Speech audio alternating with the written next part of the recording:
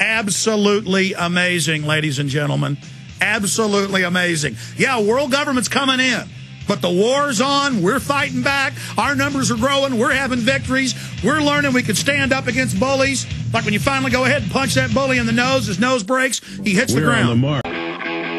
ClimateGate, devastating them. Their eugenics agenda out in the open, devastating them. Did you hear Ron Paul? He believes today the bill to audit the Fed, a strong bill to audit the private front group, the private holding company for private banks, will be audited. It will pass the House, and if the Senate doesn't pass it, it is going to devastate them politically, and it's frankly even better for us because everybody's going to say even more. Why can't we audit the Fed? And everyone's going to discover that it is the real government. Now, ladies and gentlemen, you heard Congressman Ron Paul on the day of the vote. He is literally going now to begin debate on the bill. And they've got the votes easily to pass this in the House of Representatives. You want victory, you're getting it. And you heard him. Even if it doesn't pass the Senate, next year it's assured. These guys are in so much trouble. You heard the bad news, though. They're going to snatch 17% to 20%, depending on what numbers you look at, but conservatively 17% of what's left of our free economy. The social, government, healthcare, eugenics, the case for killing Granny, as Newsweek called it, is probably going to pass. Because they give us a tyrant like Bush, people backlash and put in the Democrats. They continue the New World Order agenda. We are in a lot of trouble, but we're fighting back. I'm going to open the phones up right now at 1-800-259-9231, 1-800-259-9231. I'm going to take calls until 8 after next hour, and then I'm going to give a focused breakdown of the globalist master plan, who they are, what they are. I normally, when I break things down, get stuck on little details. I'm going to give you just a basic rundown and then zoom in on just a few facets of it, but I'm going to give you a general overview of these people and what their plan is and how we can beat them. There is an article that just went up on prisonplanet.com minutes ago. Furious reaction to sick editorial calling for global one-child dictatorship. Francis, the name of the author, advocates brutal regime that kidnaps, drugs women, and carries out forced abortions in China. This is a woman who has 2 children. But the point is, the Chinese government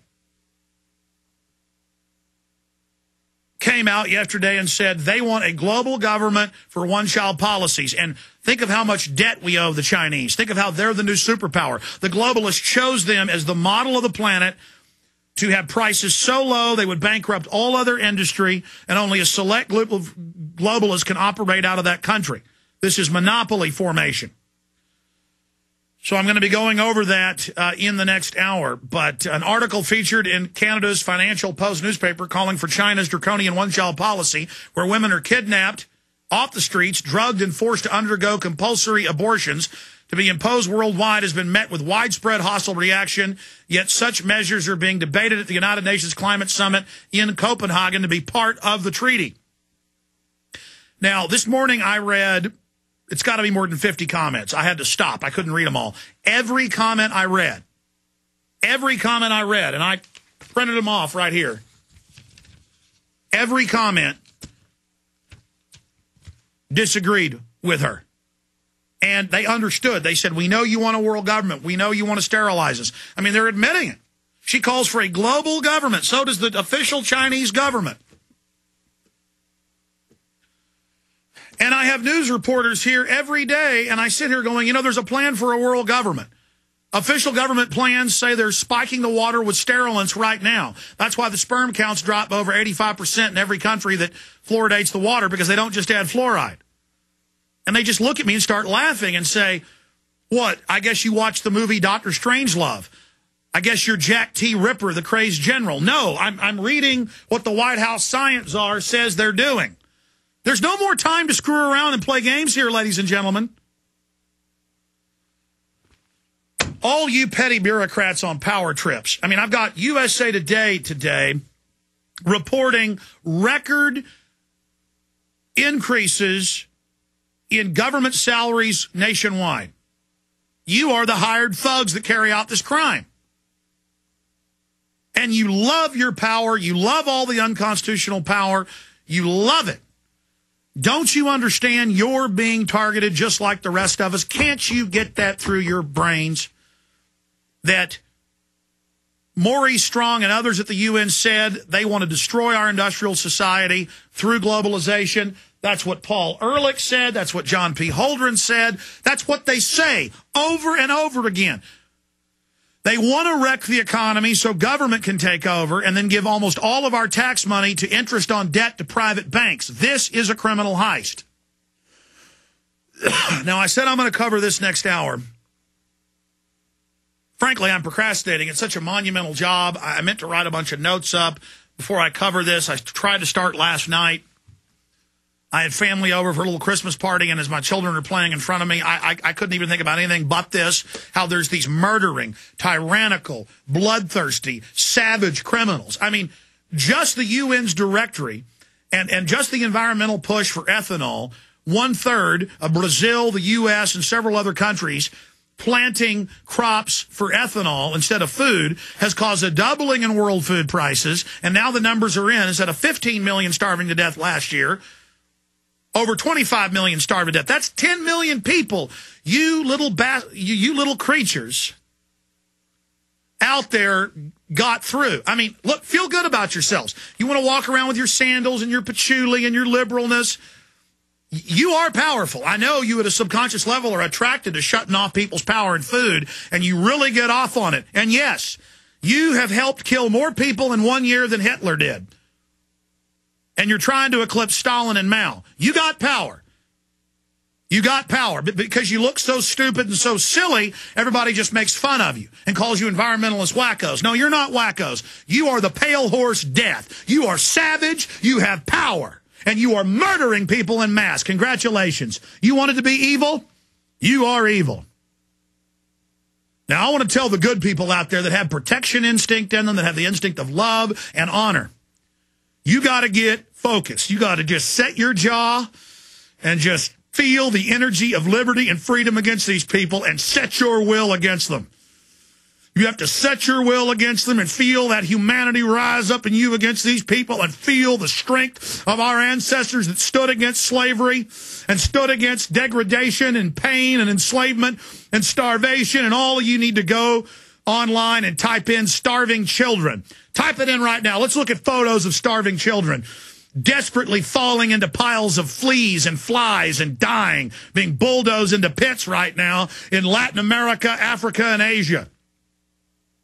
My uncle, when he was a helicopter pilot working in Latin America, described orphanages he would see with just hundreds of children starving to death with no food for them, with their ribs sticking out and pus dripping out of their eyes. Let me tell you something. You want to feel powerful, you little sicko, Nazi hippies? Feel powerful, you murdering scum. You go ahead and put your TerraPass stuff on your car saying you're buying carbon credits and believe the lie that you're helping the third world, cutting off their resources. A lot of you are just useful idiots. But a lot of you we talked to, Rob Jacobson at Whole Foods a few months ago, walked up, good-looking girl behind the counter. He buys food there every few days fresh.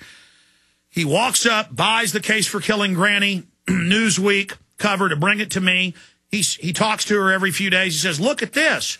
She said, I think it's a great idea. I think we do need to start killing people. And he said, yeah, but they want to kill you too. And she said, yes, I want to die for the earth. See, she loves that power trip, that evil core, and she doesn't even know she's evil.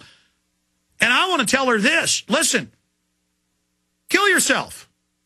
Don't kill some little African kid, some little Latin American or Asian kid when the UN buses pull up and give payoffs to the locals to inject them with vaccines on record that cause miscarriages on the spot.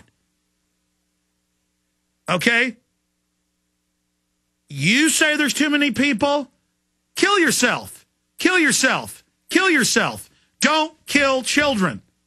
You are an accomplice to murder. And so if you want to kill little defenseless people and you think it's cute and funny, like Dr. Eric Pianka at UT that talks about how wonderful it is when airborne Ebola gets released to kill 90% of people, I'm telling you, Pianka, kill yourself, buddy. You're the big man.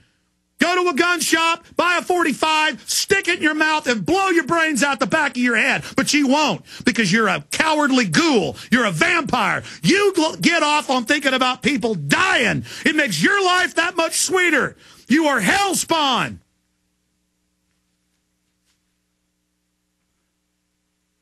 Now, I'm telling everybody out there, get your soul lined up. Get your head screwed on straight. If you have any humanity in you, you should just have absolute strength welling up in you to crush these people in the info war. Literally, when I think about those kids they're killing, I guarantee you, ladies and gentlemen, and any man could do this, I could take on 20 people right now because I'm in the right.